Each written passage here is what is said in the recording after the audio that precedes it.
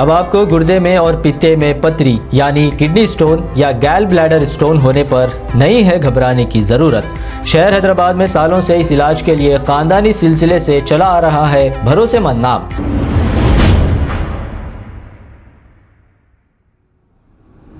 अस्सलाम वालेकुम नाजरीन, मैं हूं मोहम्मद अब्दुल हकीम। 7H न्यूज में आपका इस्तकबाल है। एक शख्स ने भारतीय जनता पार्टी और home minister of India Amit Shah पर कई इल्जामात लगाए हैं।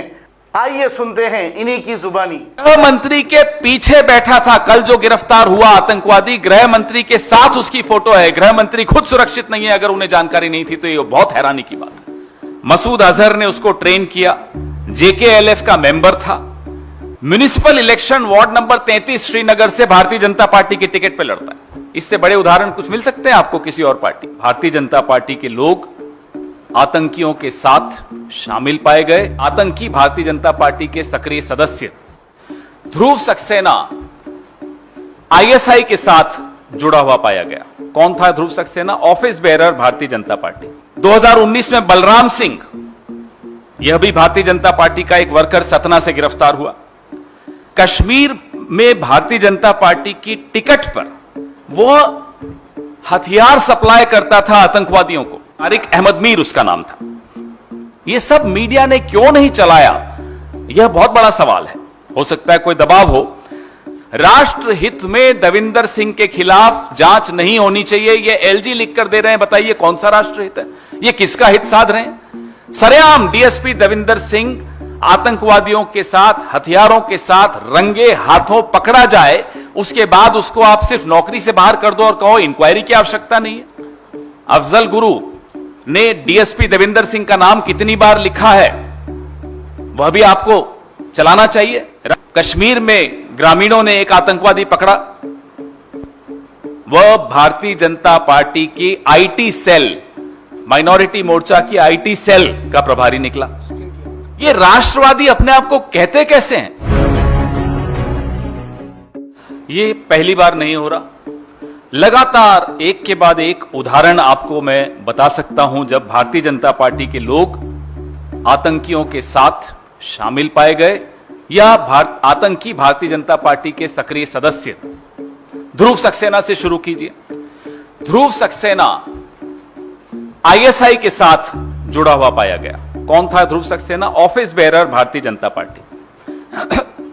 उसके बाद आप देखिए सतना में टेरर फंडिंग केस 2017 में 2019 में बलराम सिंह, यह भी भारतीय जनता पार्टी का एक वर्कर, सतना से गिरफ्तार हुआ। कश्मीर में भारतीय जनता पार्टी की टिकट पर दक्षिण कश्मीर में एक अरेस्ट हुआ, वह हथियार सप्लाई करता था आतंकवादियों को। मैं उसका भी विनीत जी को कहूंगा कि आपके व्हाट्सएप ग्रुप से भेज देंगे जो उसका नॉमिनेशन पेपर है। तारिक अहमद मीर उसका नाम था। अहमद जो थे वो नवीद बाबू नाम के व्यक्ति को हथियार सप्लाई करते थे। यह सब मीडिया ने क्यों नहीं चलाया, यह बहुत बड़ा सवाल है। हो सकता है कोई दबाव हो।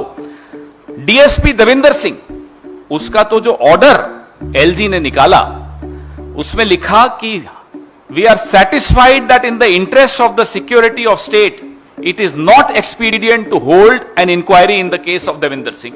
राष्ट्र हित में दविंदर सिंह के खिलाफ जांच नहीं होनी चाहिए, यह LG लिख कर दे रहे हैं। बताइए कौन सा राष्ट्र हित है? यह किसका हित साध रहे हैं? सरेआम DSP दविंदर सिंह आतंकवादियों के साथ, हथियारों के साथ रंगे हाथों पकड़ा जाए, उसके बाद उसको आप सिर्फ नौकरी से बाहर कर दो और कहो इंक्वायरी की आवश्यकता नहीं है। अफजल गुरु ने DSP दविंदर सिंह का नाम कितनी बार लिखा है, वह भी आपको चलाना चाहिए। राष्ट्रहित उसी में है। उसके बाद उदयपुर का हमने आपको बताया कैसे रियाज अतारी, उसको 2019 के नवंबर में भारतीय जनता पार्टी के सदस्यता अभियान में भारतीय जनता पार्टी के जिलाध्यक्ष, भारतीय जनता पार्टी का सदस्य बनाते हुए उसकी तस्वीर हमने आपको जारी की। उससे ज्यादा बड़ा सबूत क्या हो सकता है? कल जो कश्मीर में ग्रामीणों ने एक आतंकवादी पकड़ा, वह भारतीय जनता पार्टी की IT सेल, माइनॉरिटी मोर्चा की आईटी सेल का प्रभारी निकला, स्टेट का। तो एक के बाद एक अगर इतने उदाहरण, आसाम के भी कुछ उदाहरण हैं।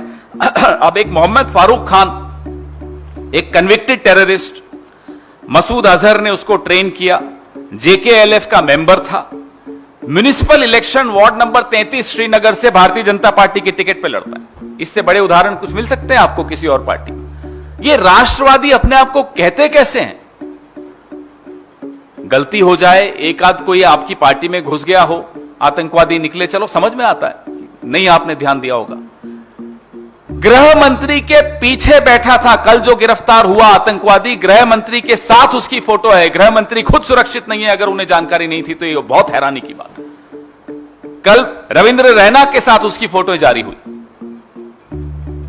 जम्मू कश्मीर एक बहुत सेंसिटिव स्टेट रीजन है, वहां आप देख रहे हैं कि आतंकवादी ना केवल भारतीय जनता पार्टी का ऑफिस बेरर है, अमरनाथ यात्रा पे हमले की योजना बनाने वाला व्यक्ति एक चित्र में गृह मंत्री के पीछे बैठा हुआ पाया जाए, बताइए इस देश की हालत क्या बना दी। इसलिए जांच ऐसी होनी चाहिए, किसके तार कहां जुड़े हैं, इस देश को अब मालूम होना चाहिए। सबसे पहला केस हेट स्पीच का एक व्यक्ति हैं जिनके खिलाफ लगना चाहिए, जिन्होंने भाषण में कहा था कि वो कपड़ों से पहचाने जाते हैं। मैं आप पर छोड़ता हूं, उस व्यक्ति का नाम चलाइएगा। उसका नाम मैं बता भी देता हूं, शायद आप नहीं चला पाए, उम्मीद करता हूं कहीं लाइव भी चल रहा होगा। उनका नाम है नरेंद्र मोदी और वो इस देश के प्रधानमंत्री हैं। देश के प्रधानमंत्री अपना राजधर्म भूल कर कहते हैं कि कपड़ों से पहचाने जाते हैं। ये होती है हेट स्पीच। और अगर ये हेट स्पीच का कानून रेट्रोस्पेक्टिव इफेक्ट से लगेगा तो सितंबर 2002 में एक व्यक्ति हैं जिन्होंने अब आपको गुर्दे में और पित्ते में पथरी यानी किडनी स्टोन या गैल ब्लैडर स्टोन होने पर नहीं है घबराने की जरूरत। शहर हैदराबाद में सालों से इस इलाज के लिए खानदानी सिलसिले से चला आ रहा है भरोसेमंद नाम RS यूनानी फार्मेसी, जहां पर खास तौर पर पित्ते में मौजूद पथरी और दोबारा पथरी ना होने का किया जाता है मुकम्मल इलाज। आपको इस दर्द से हमेशा के लिए मिल जाएगा छुटकारा।